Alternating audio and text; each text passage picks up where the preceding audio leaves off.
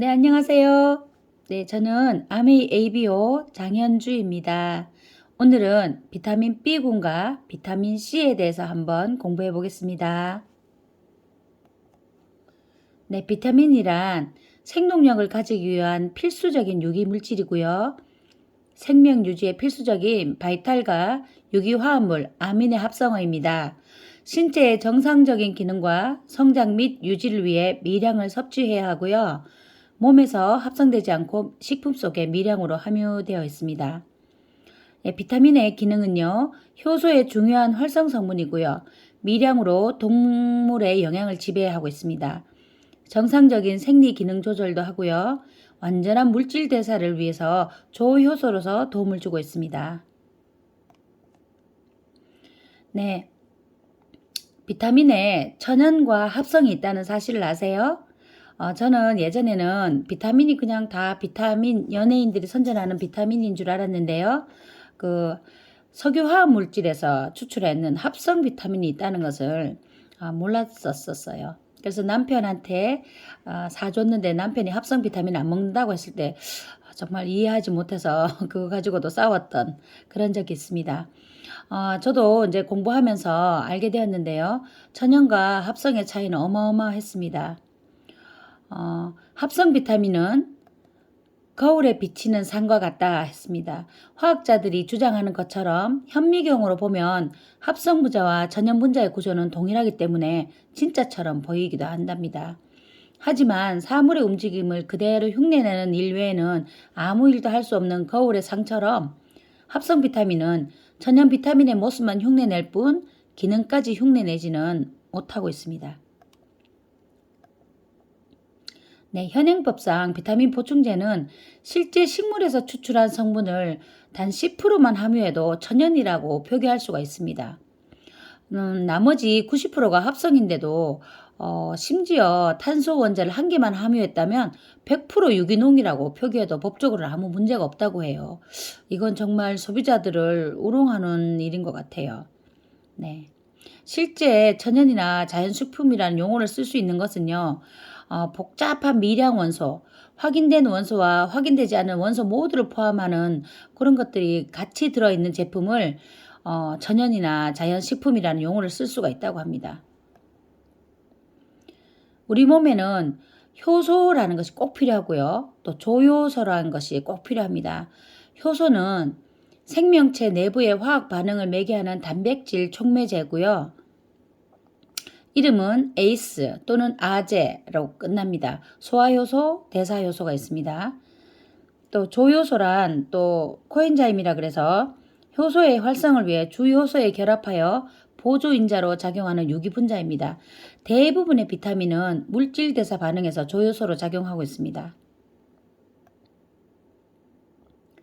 닥터 하우엘이라는 분의 효소 총량의 법칙이 있습니다.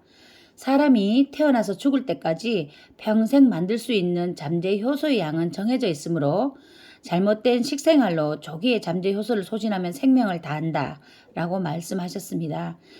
우리 나이 드신 할머니들이 보면 소화가 안 된다 소화가 안 된다 그러시죠.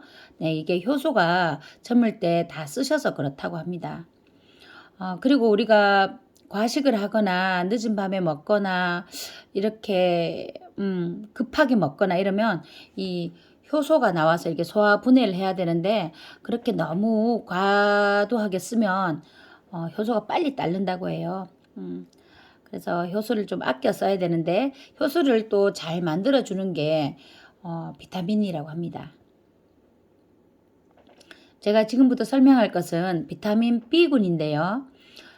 비타민 B군은 발견되는 순서로 비타민 B1, B2, B3, B4, B5 이런 식으로 B12까지 발견되었습니다.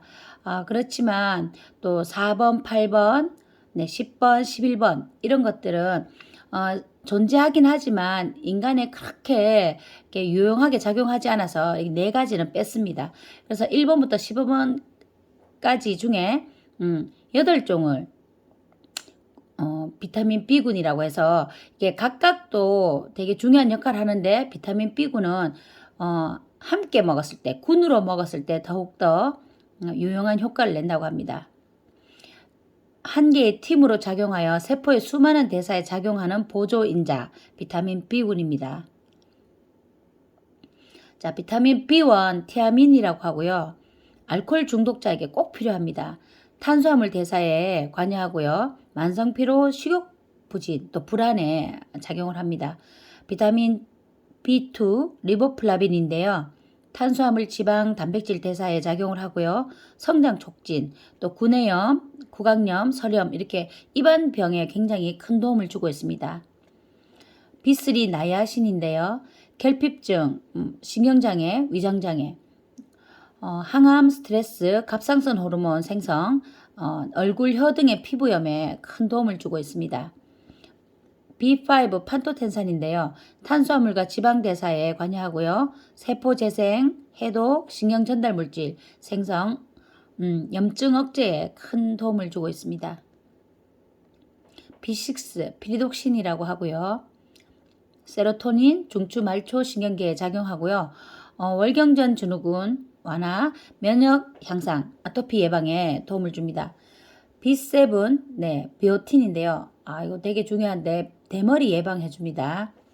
탄수화물, 지방, 단백질 대사에 관여하고요. 신경계의 기능을 원활하게 합니다. B9은 엽산입니다. 기형아 예방, DNA 합성에 필수적이고요. B12와 결합해 적혈구 생산에 핵심적 역할을 하고 있습니다. 엽산 부족 시에는 심장마비, 중풍, 우울증, 기형아, 기억력 저하 굉장히 B9이 중요하게 느껴지네요. B12 코발라민이라고 해서요. 붉은 비타민. 꼭 이게 정말 필요한데 빈혈을 예방해 줍니다. 적혈구를 생성하고요. 단백질 대사에도 관여합니다.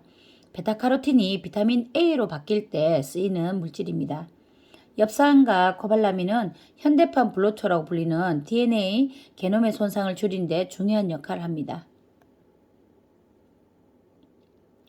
신경작용, 핵산합성, 메틸화 반응이라고 하는데요. 정상적인 신경 전달 물질 생성에 꼭 필요합니다. 비타민 B군을 신경 비타민이라고 부를 정도로 이렇게 정상적인 신경 전달 물질 생성에 꼭 필요한 게 비타민 B군입니다. 특히 임신 초기에 비타민 6, 9, 12 부족 시에 태아의 정상적인 발달과 성장에 문제가 생길 수가 있습니다. 배아 줄기 세포 때 핵산 합성이 어마어마한 속도로 일어나는데 이때 비타민 B9, 엽산이 부족하게 되면 신경과 뇌 생성에 치명적이 되죠. 유해 산소에 의해서 DNA가 손상되면 바람의 원인이 되거든요.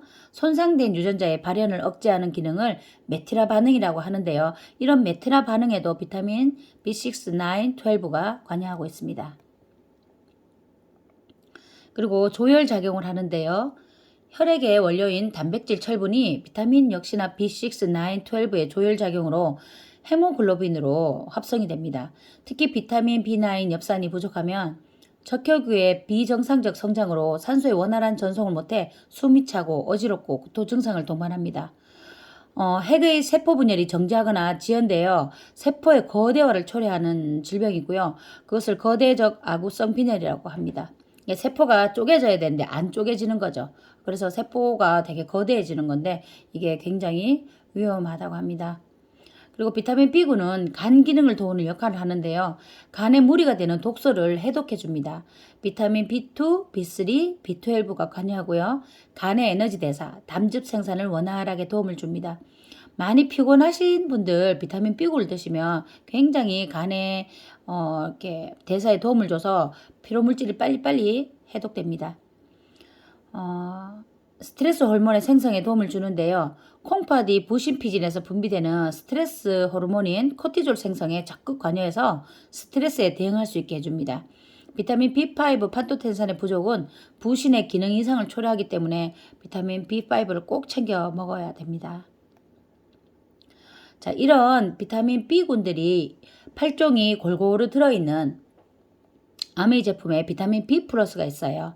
우리나라 사람이 많이 부족한 영양소가 비타민 B1, B2, 비타민 D, 칼슘, 단백질이라고 합니다.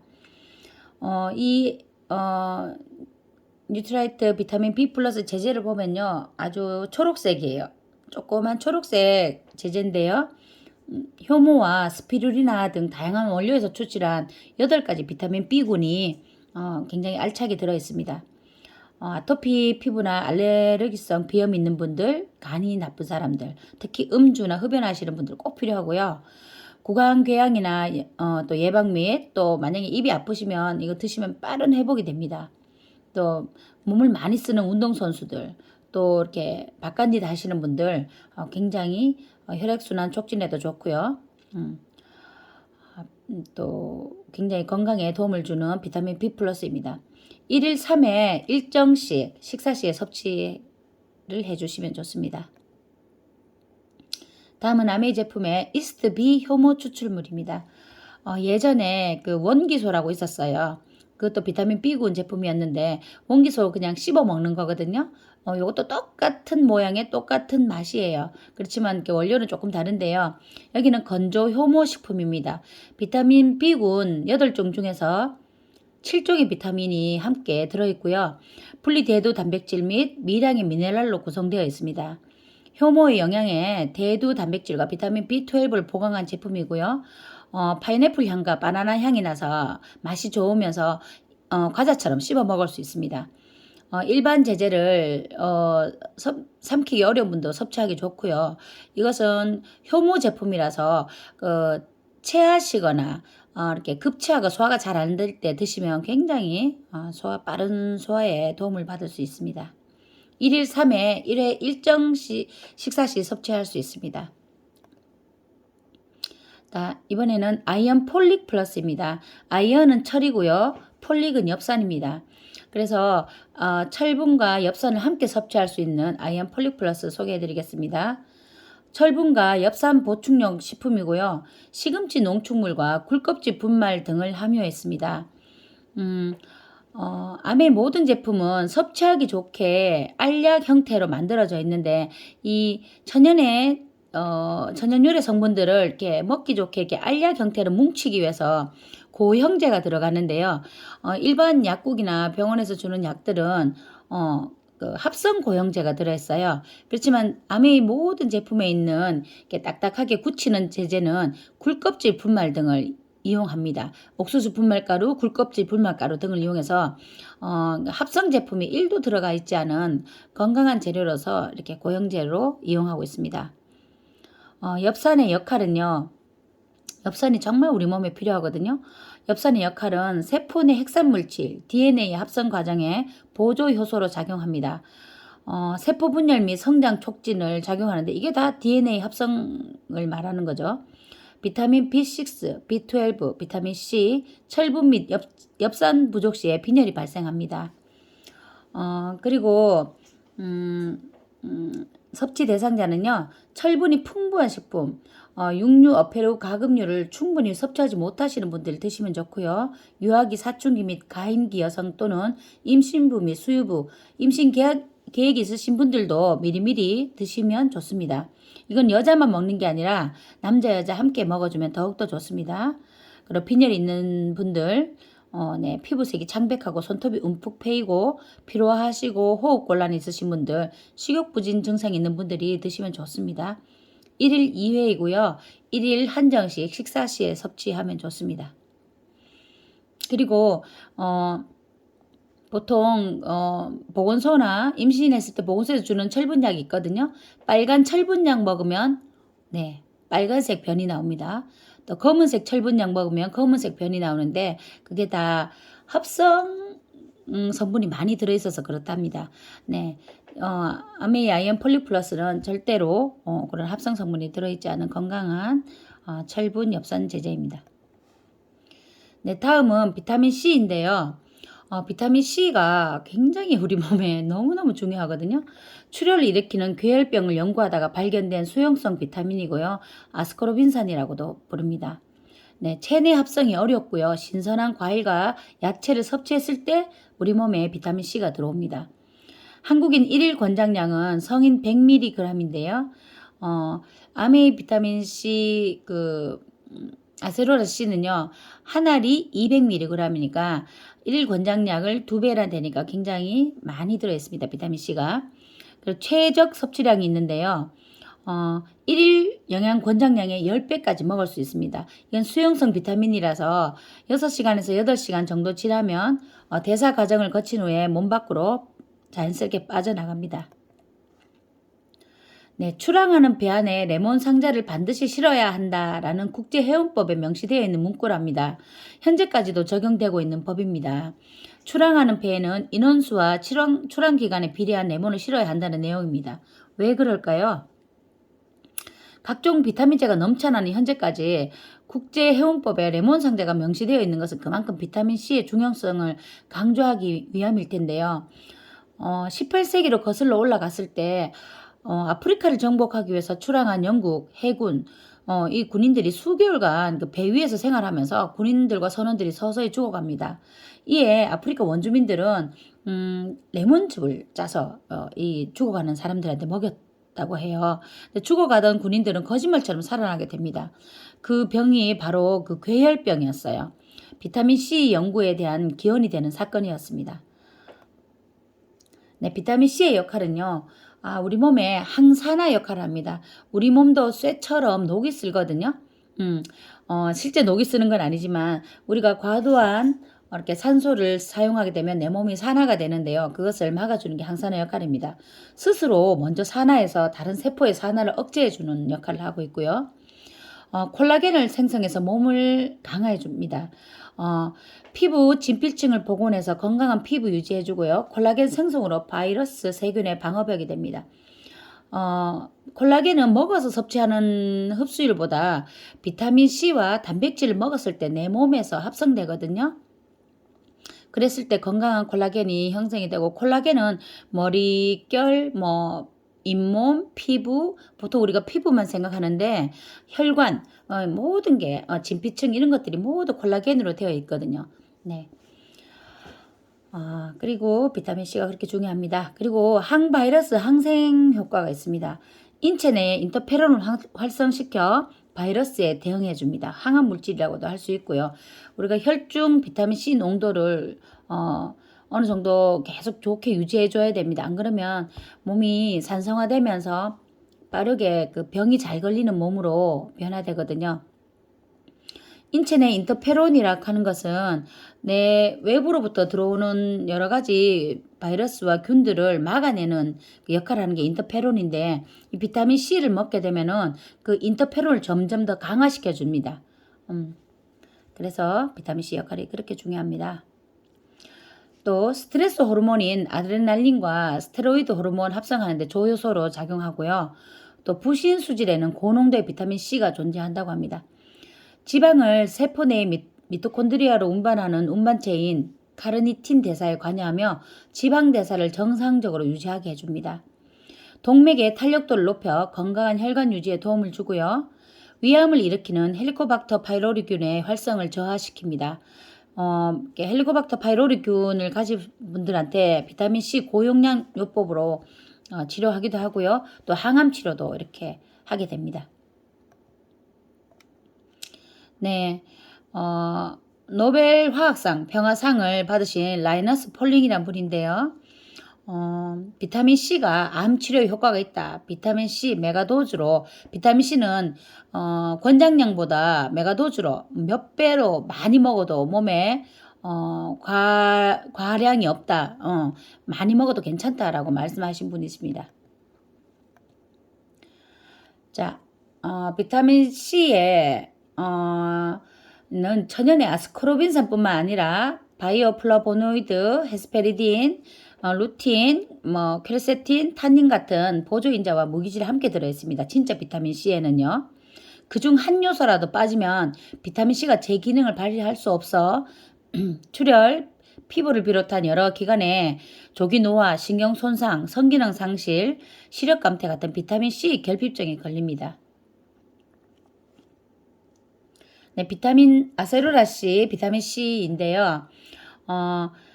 아세로라 체리 농축물로 들어있고요. 시트러스, 오렌지 추출물, 또 굴껍질 분만으로 만들어 놨습니다. 천연유래 비타민C입니다. 정말 100% 천연유래 비타민C입니다.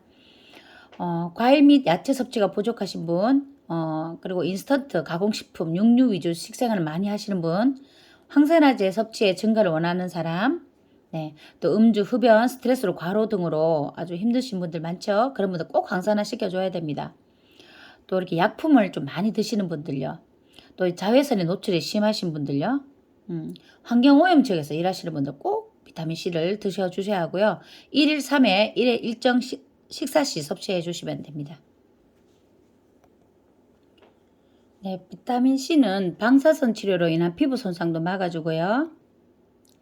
네, 요게 생활 속의 뉴트라이트인데요. 이렇게 각종 우리 뉴트라이트 천연 비타민 제품을 이렇게 놓고 드시는 소비자님의 집의 모습입니다. 네, 이상으로 비타민 B군과 C에 대해서 한번 공부해 봤고요. 건강하게 비타민 B군과 C를 꼭 챙겨 드셔서 건강한 신체 유지해 주시기 바랍니다. 감사합니다.